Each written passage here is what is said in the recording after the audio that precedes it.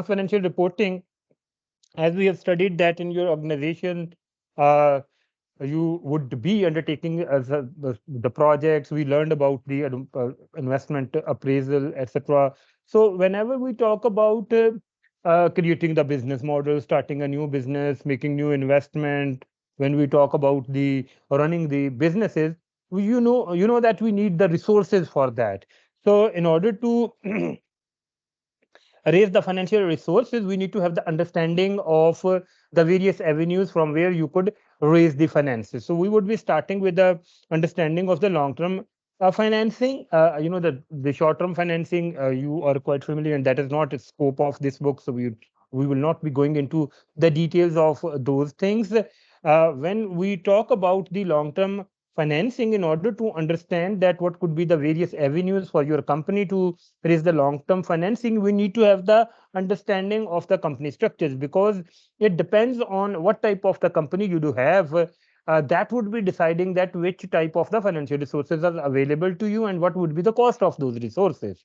So we will start like by understanding that what is the feature of the quoted company. In fact, there are the two type of the company. One type of the the one in fact, there are the various type of the companies, like the private limited company, sole proprietorship, partnership. But in terms of categorizing them broadly in two categories, one type of the companies are listed with the stock exchange, and the other type of the companies are not listed with the stock exchange. So a company listed with the stock exchange generally called the limited company, not the private limited company. Whereas the private limited company, which is limited by share, is not listed on stock exchange. Your listed company is also limited by share, but we that is not the private limited. Now, because its shares are available to the public, so we cannot say that a private limited company. In a private limited company, shares are owned by just few individuals and not available to the general public to buy and sell. So that's the difference. So when you are a quoted company, there are the the various features of that quoted company. You know that in a quoted company, you will get an access to the raise the capital. In a stock exchange, there are the functions of the stock exchange. The primary function is to raising the finances through the selling the share, IPO, etc. The other function is or the rights share. The other function is the trading of the shares. That then once you bought the share, you can sell the share. The share can be sold by the one investor to the other investor, right? So that's the secondary function. So when a company is a listed company, first of all, we need to understand that there are the benefits and advantages and disadvantages of a listed company. Being a listed company, those features includes the those advantages and the disadvantages. So when you are a listed company, you would get an access to the markets to raise the finances. You can raise the finances through floating the shares, but then there is a compliance requirement. You will have to comply with the various regulation, because when a listed company, the public interest is there. So you know that the regulators, they ensure that you are the information that is being provided to uh, the information being provided through the financial statement, that is the correct information, so the investors can make the informed decision, public can make the informed decision. So ease in raising finance from bank, listed company, so there is authenticity that you are already complying with the stringent regulations, so you will get the finances from there. Your company is a listed company, happy well. So expensive to generate financial report, chartered accountants generate the report. Easy to raise finance, help to determine the true value of the company from the shares value. You could determine the value of the company. If a company is not a listed company, it is so difficult to determine the value of the company. Give the chance to do acquisition using its shares. If you have a share, you could acquire another company. That is also an advantage. Increase confidence of investor. Sorry, this is a typo mistake. Investors, suppliers, and customers, as listing require rigorous due diligence. So when you are a listed company, sources of capital, the finance, various, the long-term financing, the options available to you. That some of those are available to the companies which are not listed, but then this issue of share, issue of rights here, private placement of share, issue of debenture, term loans, retained earnings, they here, like till this point, this is listed company. Now, term loans and the retained earnings and lease of financing, that is available to all the other companies. And beside that, the bonds, debenture is a unsecured bond, and bonds are basically the secured. They have the collateral on the basis of which those bonds are issued. So these are the various type of the financing options which are available to your company. Which these that these all type of the financing options would be having a cost associated to it, and they would be having their different implications. So in order to understand these terminology, I have just explained that what are the pros and cons of equity financing, bond, term loans, and internal accruals, internal retained earnings, etc., and the venture capital. So in equity, no repayment obligation arises during that lifetime of company. Issue of share via an IPO is a costly affair and ownership dilution. Equity bond, easier to raise fund via bond, especially federal bonds, since they enjoy investor confidence. That's very important that your company got a good rating, only then you can float the bonds.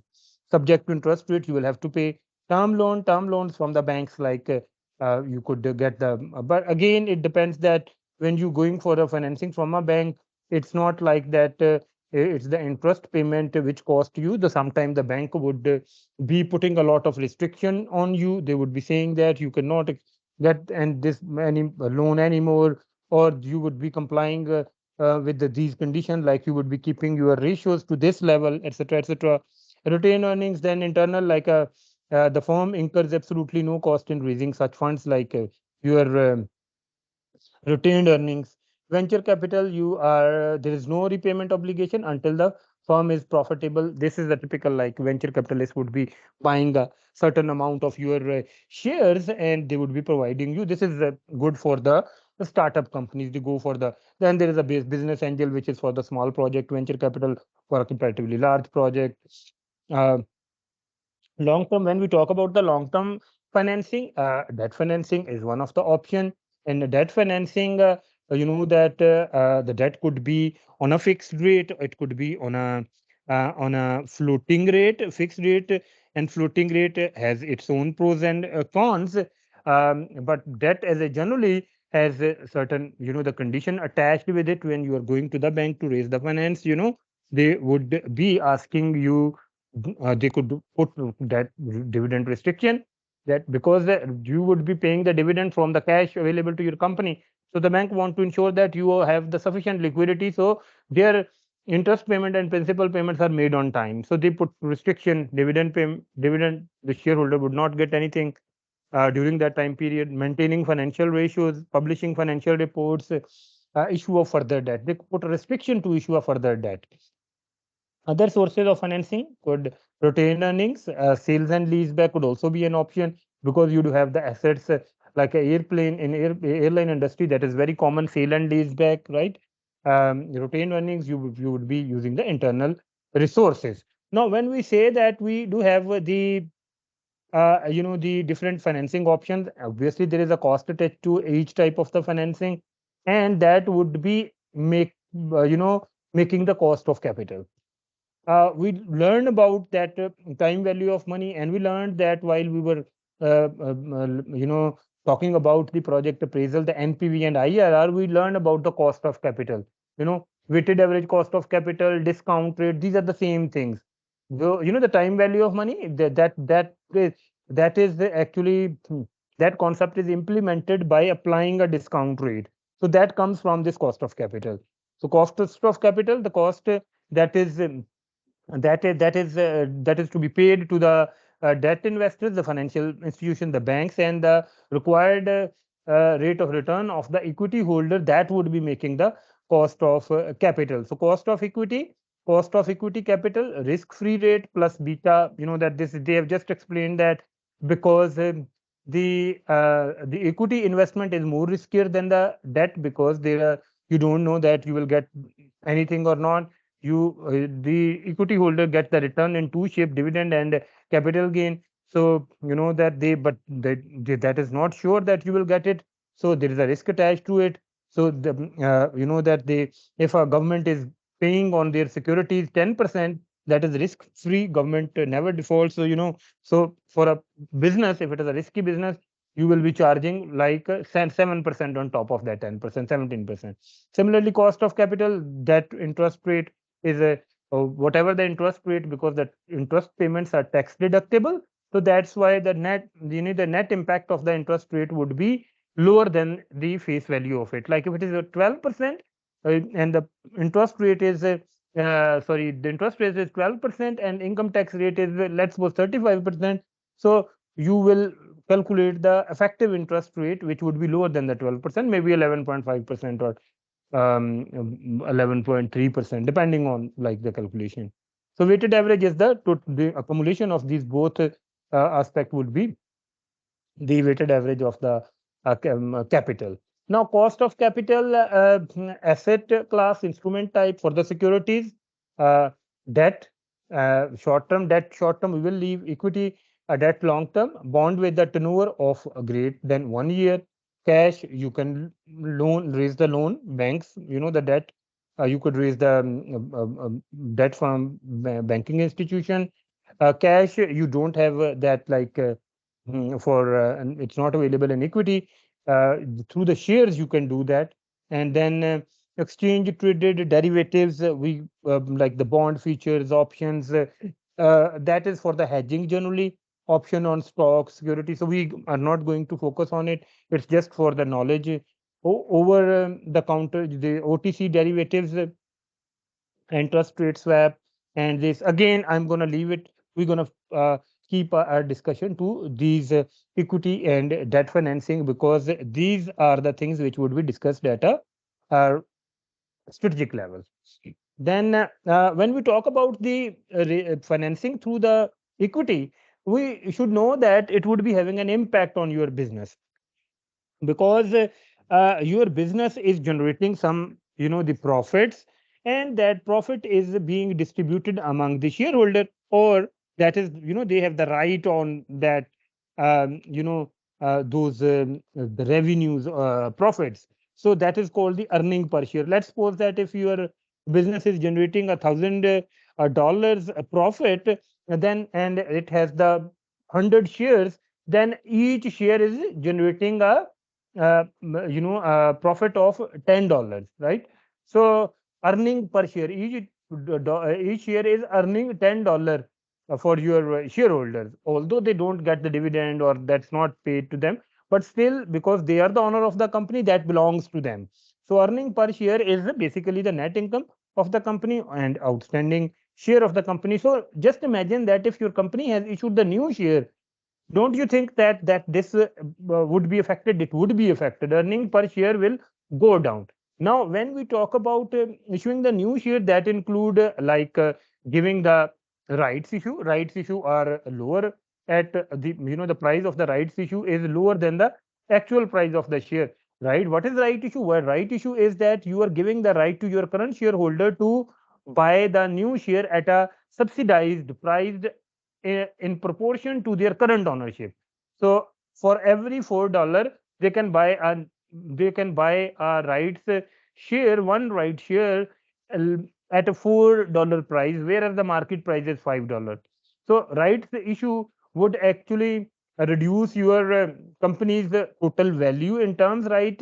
Number of because the new share are being sold at a lower price, so number of share will in proportion will increase more than the proportional cash that you will receive. So the company value would come down a little bit. So that would be having an impact on the share price as well.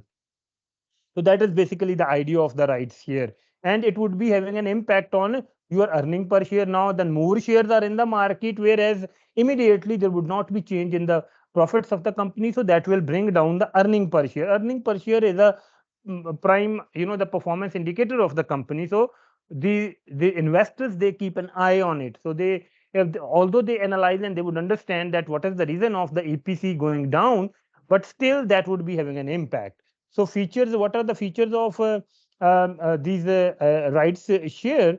It gives the preferential treatment to existing shareholder. I told you $5 market price, they get at $4 preferential. Existing shareholder can trade the rights, they can give it to someone. Amount of right issue is in proportion to existing holding. I already told you. Shareholder can choose to ignore the right issue. They cannot like buy. Even they have decided if they don't want to buy, they don't. They can exercise this option.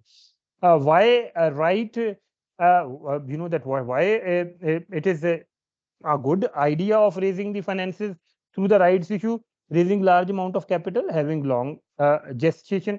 Like for the long projects, you know that it is always better to go for the rights issue. Suitable in project where debt funding is not available for the risky projects.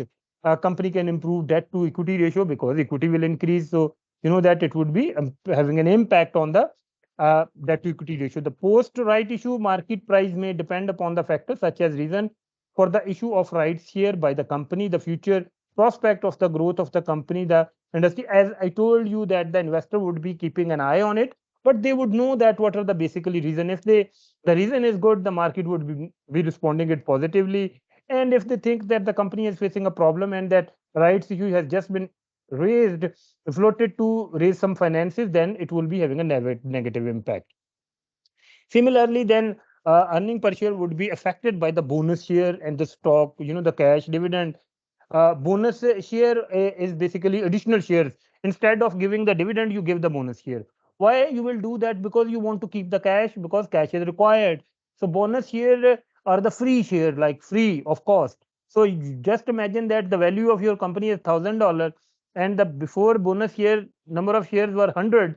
Now you have given the 50 bonus share, so number of shares has increased 150. So your earning per share will go down. Share price will go down.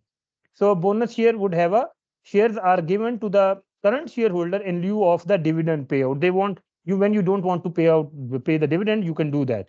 So bonus versus stock split. Stock split is that you generally split your stock. Like if a share is of a $20, you issue two share of $10.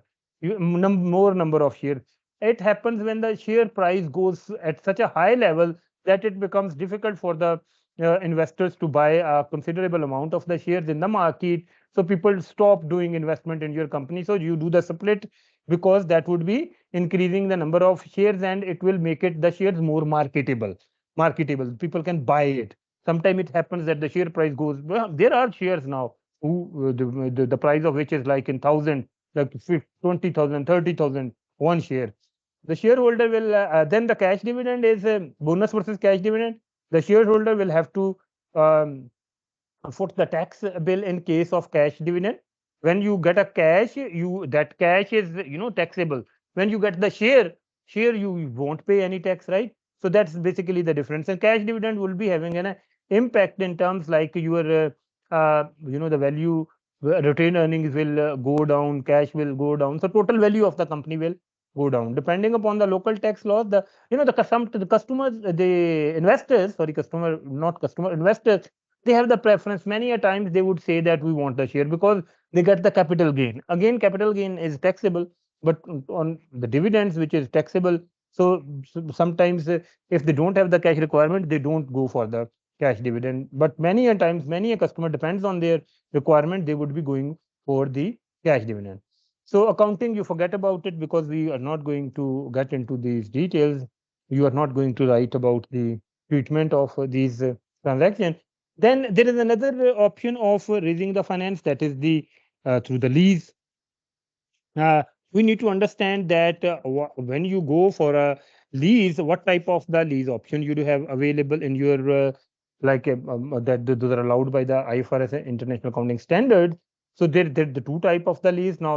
After the publishing of the new IFRS, now this operating lease has become kind of not available.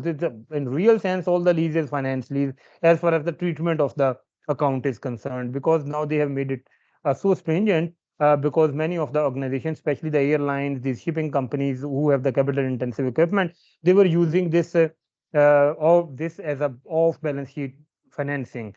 Like their balance sheet were looking so great, but they were highly leveraged because on the face of it, it was operating lease, but for all practical purposes, it was a finance lease. So finance lease and operating lease, in what is the difference? Ownership in finance lease is transferred at the end of the lease period to the lessee. There's a lessee, the one who gets the equipment on lease. Lessor, the one who gives the equipment on lease. Then with the lesser here operating lease ownership remains with the lesser, risk with the lesser in operating lease, with the lessee in finance lease.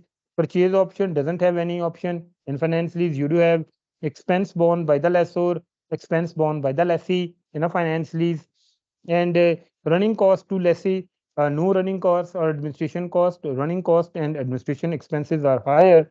Tax benefit to lessee, no depreciation can be claimed in operating lease, whereas in finance lease, you could charge the interest and the depreciation because the asset has been booked in your asset and liabilities both have been booked in your financial statement. So that is about the lease, which is again a financing option. So if you are going for a like your company go for a lease to lease the aircraft, let's suppose you should know that it would be for all practical purposes a no financing lease.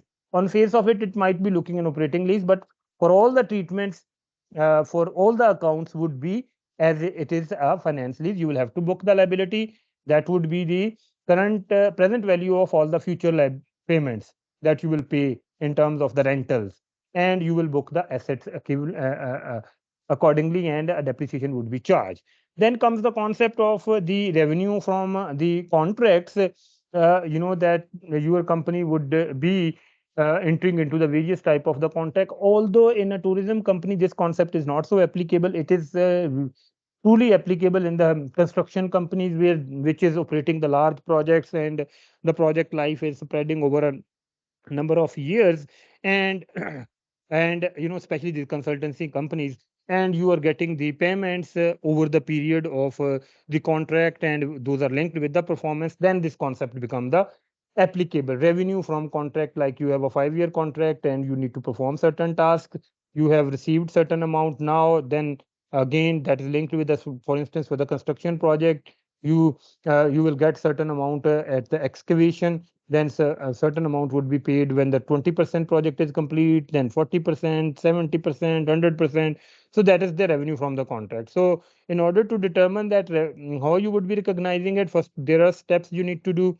That first step is that you would be identify the contract with the customer, then identify the separate performance obligation. What are like in a construction project, it could be excavation, then shoring, piling, gray structure, electricity wiring, woodwork. Those are the performance, right?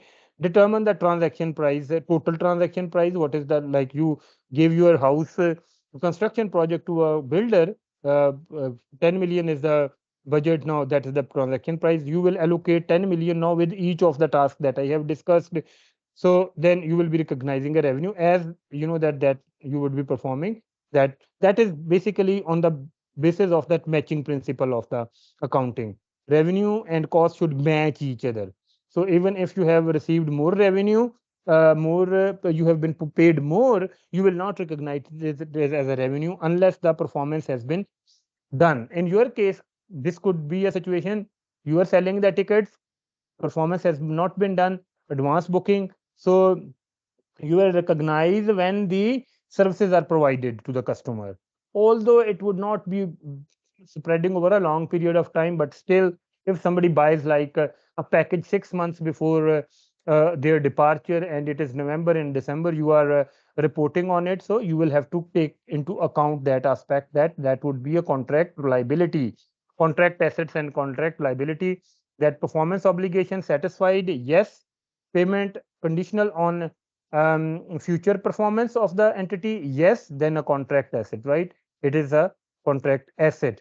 And if no, it is a receivable, right?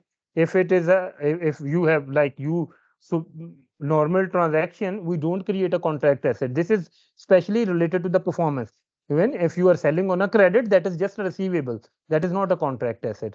So here you are actually the ticket is a contract, booking is a contract, the whole package when you are selling, because you are bound to provide those services. There is a performance linked with it. And similarly, if no, then payment received, performance obligation satisfied, no. Performance payment received, if yes, it is a in your case it would be a contract liability. You have sold the package till such time the performance is that you have served the customer, it would remain a contract liability. You would not recognize it as a revenue. If Payment not received, no nothing. Then we do have the concepts of the contingent liabilities and these contingencies and the provisions. There are the certain conditions that you need to understand that when you can create a provision, and what is basically the definition of provision.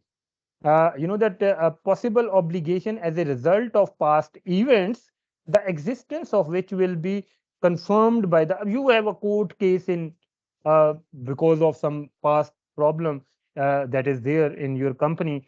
So you don't know that what would be the outcome, and that outcome could result into certain obligation or certain benefit to you. So that if that is possible, uh, possible obligation as a result of past event, the existence of which will be confirmed by the outcome of an uncertain future event, that is contingent liability. Here, the difference is between the possible, probable, and remote, right?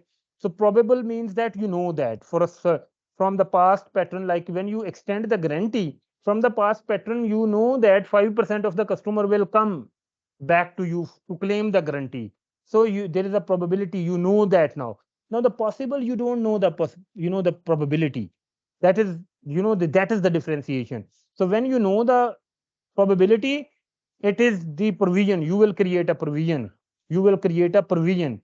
And if you don't know the probability, you will disclose it in your notes as a contingent liability. You don't recognize the contingent asset, you just create a contingent liability, right? So if it is so remote, then you don't recognize it neither as a contingent liability nor as a provision. But the point here is that, and when you acquire a company, um, if that company has the contingent liability, you will convert that contingent liability into a provision. That is something that needs to be understood, and you need to remember that if you acquire some company and they do have some contingent liability, you will create a provision for that liability, right? So this is the difference. Like in simple, there could be a question where you could find, these. First of all, you need to have the understanding of that. What is the contingency and provision? The difference is probable, possible. Probable, you know the probability. Possible, there is a possibility, but you don't know the probability. So that is contingent liability, right?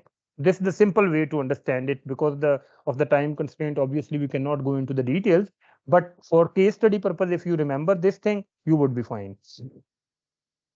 Then as restructuring provisions, like if your company has announced a business plan and you are going to restructure your business, that could also for you could create a provision for that. But you know that there is a condition that you could do the constructive obligation only when the business or a part of business concerned you have has a detailed formal plan for restructuring, identifying at least the business or a part of business concerned, principal actions effective, location, function.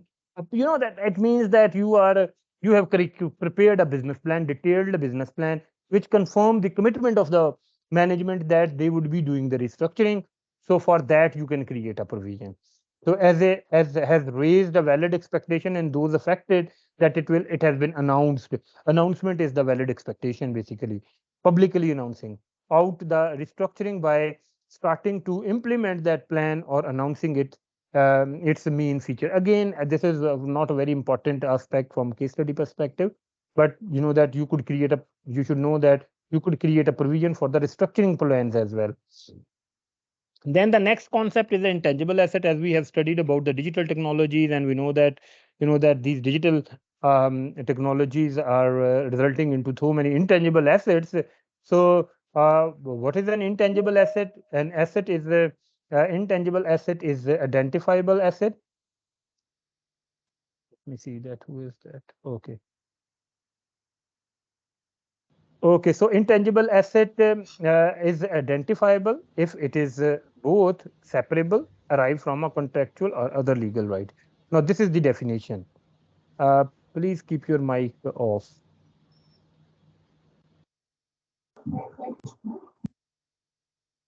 Okay, so intangible asset, if internally generated, these are the goodwill. It should not be recognized, not identifiable. Now, this is something separable means that you could sell it separately. It could be traded separately, but there are the very few, only the intangible asset which have been bought under the license, those could be sold separately. Otherwise, that is part of your business combination. Right for contractual or other legal rights. Then internally generated, you cannot recognize until they meet this condition, and they don't. Like this has been explained. Recognized at cost if now again, this is you will have to remember it because this is the hardcore accounting, and this is the standard. This is how it is. We understand that what is separable. We understand that what is contractual. That how can get a intangible asset through a contract. But this is, that you will have to remember it in order just to respond to a question if you see there in exam effectively. Purchase like separately, record at a cost if recognized criteria met. Like with softwares we buy to purchase it, we recognize it as a part of business combination. Record and fair value assuming asset is identifiable, and future value is um, reliable, otherwise included in goodwill. Okay, record at a fair value, assuming asset is identifiable and fair value is reliable. If you are acquiring a company and they do have some intangible assets, and if their intangible, some of the intangible asset meets this criteria, separable, and you know that you could identify it separately, then you could recognize individually. Otherwise, this will be going into the goodwill. Goodwill. A goodwill concept would be mentioned later. So intangible asset, you could suggest a few examples that the artistic related intangible, contract based intangible, technology based intangible, market related intangible, trademarks, trade names, um, patented, unpatented technology. Then the foreign currency transaction, for the foreign currency transactions, your business also doing the foreign currency transaction, so you need to have an understanding about the foreign currency transaction. There are the two concepts that needs to be learn about the foreign currency, because it doesn't go into the details. You are at your level, there is a detailed chapter on foreign currency transaction in at a strategic level. So this is about the functional to understand the concept of functional currency and the presentation currency. Functional currency, currency of the primary business environment, where if these are conditions which are met, then that would become your functional currency. Mainly influence the sale price for the goods. Currency of the country whose competitive forces and regulation mainly determine the sale price of the goods. Like in your the sites, the visit, the resort sites that you have in other countries, their local currency probably would be their function currency. Presentation currency, different currency in which you are presenting your account. Then group account, that is one of the favorite topic of the examiner, and it has been tested many times. You need to have an understanding that when a company becomes a subsidiary and when a company becomes a parent company, when a company becomes associate. For like a parent company, a company, if they have a that 100% shares of a company, that is fully owned. If 70%, more than 50%, that is the partially owned subsidiary, but that is the subsidiary. You remember, both of these are the subsidiaries. Associate is not a subsidiary, and any ownership less than 30% would be considered as associate. That is not the subsidiary, right, of your company. So when acquiring another company, business, how you would be recognizing the goodwill of that, the company. For when you are acquiring a company, just imagine that the fair value of the assets of that company is 10,000, and you have paid 15,000. Now, why you have paid 15,000? Because the person who has created that business, they will say that I had take a lot of pain.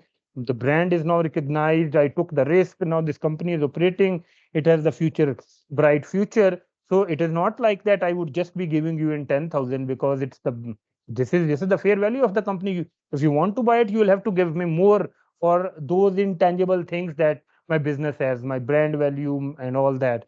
So you pay them 15,000. Now the 5,000 on top of the 10,000, the fair value of company is the goodwill actually. So this is the whole idea of the goodwill. You would be comparing the testing the goodwill for the impairment on each reporting date, right? Now, if you have a 70% in that company, then there is a concept that the goodwill will be allocated to the non-controlling interest 30% and controlling interest 70%. So goodwill will be allocated to both.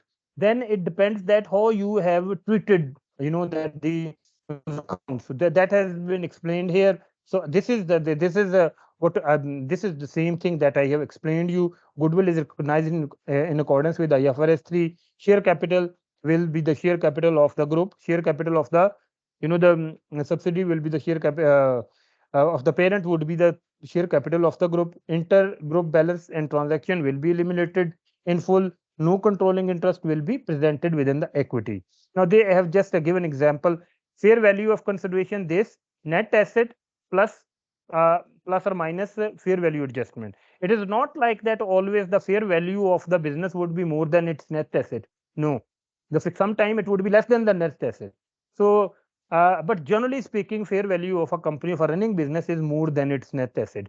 So the difference between the fair value of the consideration you paid, why they are telling consideration, it is not like that you would always be paying the cash. You may pay the shares. So fair value of shares minus fair value of the business. So keep it simple, because they sold two things together, fair value of the business, and any difference is the goodwill. So you that would be tested at reporting time, and that would be impairment would be charged to the P&L, and that would be the goodwill at the reporting date, because goodwill will be tested on each reporting date. Here is an important topic concept. Contingent liabilities are recognized at the fair value and also result in reduction of the goodwill from the acquired company. Contingent liabilities, because liability reduces your net assets. Remember that. So if we are talking about the fair value of net asset, so if there is a liability which was not recognized in subsidiary and now you are recognizing it, it means that it would be reducing the net asset of the company, and that would be giving rise to the goodwill. You have paid 15,000, 10,000 is the fair value of the company, but there is a contingent liability of 1,000. Now, what would be the net uh, fair value of the net asset? 9,000. So 15,000 minus 9,000, 6,000 goodwill. Before that, it was 5,000 goodwill. So goodwill increased, right? And valuation of the NCI at acquisition, how you will be valuing the NCI, non-controlling interest. A fair value of NCI is calculated at market value of share, the fair value. Now there are two methods to determine the value of parent and non-controlling. Parent 70 or 80, non-controlling 30 or 20, whatever the combination is. So now how you would be determining the value? You could use the fair value method. Now the fair value of your business is 10,000. Now 30% is non-controlling interest. What is the fair value of non-controlling interest?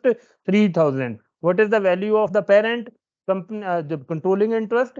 7,000, right? This is the fair value method. Then the other concept is proportionate share of net asset method. Here you don't allocate the fair value to the goodwill to the NCI. What you do is that the net the net assets value, not fair value, net asset value of the net asset is, let's suppose, is 6,000, right? So now if you have the 30% interest of non-controlling shareholders, now on the basis of it, how much you will allocate them? 30% of 6,000 is 1,800. 1,800 will be allocated to the NCI, not on the basis of fair value method, because you are using proportionate share of net asset method. Now the whole thing, the remaining thing belongs to you. So that would be your goodwill, right? You will not allocate it to. When you will be impairing the goodwill, that's why you will not then allocate the impairment loss to the NCI. Their net share, their portion of ownership will limited to the $1,800, right? Then again, the value of NCI is calculating the share of the fair value of subsidiaries net asset at acquisition. I'm sorry, it is not the fair value of, it is the value of the net asset of the subsidiary at acquisition. It's a typo mistake. Should not fair value. Fair value is for here, right? So when you would be doing the impairment, if you don't understand, you could memorize it maybe, or you could discuss it later during the weekday with me again to understand, because this is an important topic. Then fair value impairment, when you use the fair value method, how you would be allocating the impairment loss? Reduce goodwill by full amount of impairment loss. NCI entity, reduce NCI equity by NCI percentage if you have used the fair value method. So let's suppose that there is a impairment loss of 1000, and we that in the first example I gave you. Now 1300 is the would be allocated to NCI because their fair value is 3000. Your value is 70,000 7000 because you are 70%. Now 300 allocated impairment loss to them, 700 to you. Whereas in fair proportionate share of net asset method, all the impairment loss would be allocated to you and it would not be allocated to the NCI. Here, this is a calculation. 7,000 is the fair value of the net assets. You have paid 8,000 to the for the acquisition, and 7,000 is the fair value of assets. So 1,000 is the goodwill. Then again, I know that it's a little complicated because but we will have to like go move forward. You could ask me the question during the week days, that we will create the group, WhatsApp group. I will share the more details with you to understand that concept. If you don't understand, if you understand, then it's great. Then what are the other arrangements, like when you we talk about expanding our business, or investment is the one way, like investment appraisal for a separate project, but there are the other ways as well. We learned about that we can acquire another company, but beside that there are the other options as well, those called the joint operation. In joint operation you could have a JV, joint venture, or you could have the joint operation. These both are collectively called the joint arrangements. Joint arrangement, in joint arrangement you could have a joint operation, a joint venture. So difference between joint operation and joint venture is that in a joint venture, two companies would be creating a new entity where they would be having their investment. Let's suppose that 50-50% investment, so their stake is 50% in that company each, in that joint venture. So a separate company, you do have the right to the net assets of that company. As net asset means that the residual value of the company, assets minus liability, and all creditors have been paid. That would be exactly the same, which is true for any the company. For the shareholders, they have the right on the residual interest of the company because they are the owner. They will get the when everybody is paid, get anything when everybody is paid. Whereas joint operation is that the two companies just join the hands to perform the project. There are the that the here accounts for asset, liabilities, revenues, and expenses in accordance with the contract, but in their own accounts. There is no separate company. Here there is a separate company. So they would be using the equity method. Then currency exchange risk has been explained, like again, as this is not they don't go into the detail about the risk in this your book. So that's why that has been briefly explained, that there are the two type of the risk. One is the transaction risk, and the other one is the translation risk. Your company is also operating in multiple countries. You are subject to both the transaction risk and exposure and the translation risk. Transaction is that if you are doing the business on credit, or you have the loan in foreign currency, that is the transaction risk. Mere changes in the value of outstanding financial obligations incurred prior to change in exchange rate. So that could be a receivable payment, that could be that any type of the from the amount, amount associated with the transaction, amount in foreign currency. Translation is when you would be converting the subsidies in your own currency, in your currency account, that would be considered as a translation exposure. Then deferred revenue, that's again not a very important topic, but that has been given here, so we could briefly look at it. That it is it's important from your case study because you are selling the ticket, so there is a deferred revenue as well. um, Membership fee, insurance premium, rental fee, upfront deposit, retainer fee. These are the all the, like, you pay the subscription at the start of the year, whereas that the fee, the subscription for the whole year. So that is deferred revenue. Then, beside that, we talked about all the financial things. There is a non-financial thing as well, because when we would be doing the projects, it's not like we'd just be focusing on the financial performance indicators and we just be looking at the financial aspects of that project. We need to take into account the non-financial aspects as well. That is for that fall under the non-financial reporting. So here there is a standard which tells us that there are actually the two standards. One is the integrated reporting, the other one is the GRI, Global Reporting Initiative. Those concepts tell us that the capital for the organization is not just uh, the the financial capital, it is the manufacturing capital, natural capital, human capital. All these are the capital. So while you are doing any project, so we just not be looking at the NPV, IRR, and project returns. We would be looking at these aspects as well, that how that project would be having an impact on your your company. And beside that, currently we do have the obligation. This is by regulation required to report on the financial aspects of the company. And but you know that now it is voluntary. As of now it is voluntary. The organization needs to report on their non-financial performance indicators as well, because that will be confirming that how sustainable your business is.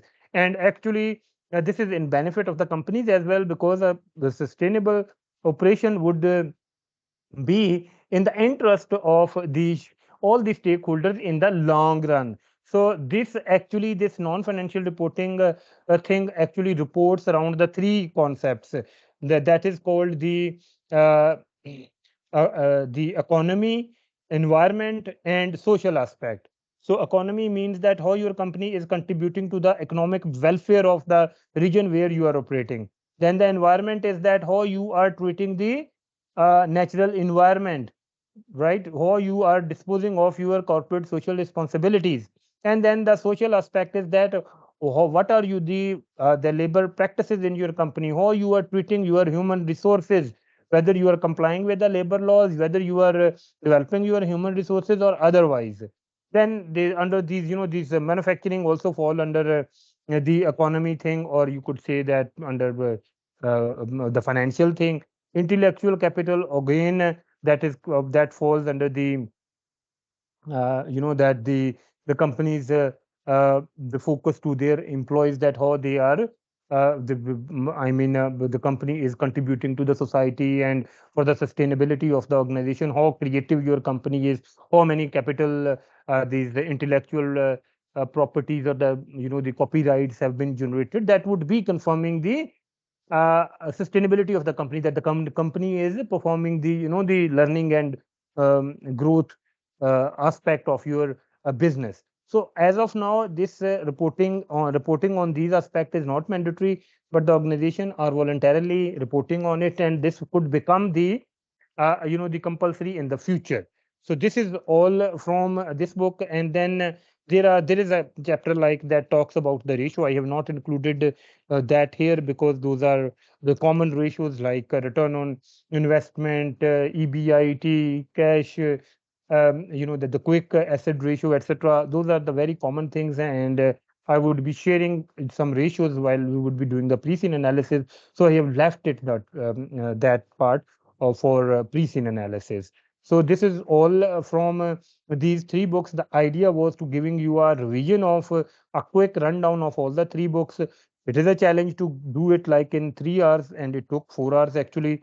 2.5 hour was the objective, but it was today's was the first flight, first class. We did some introduction as well, so it took us a little longer.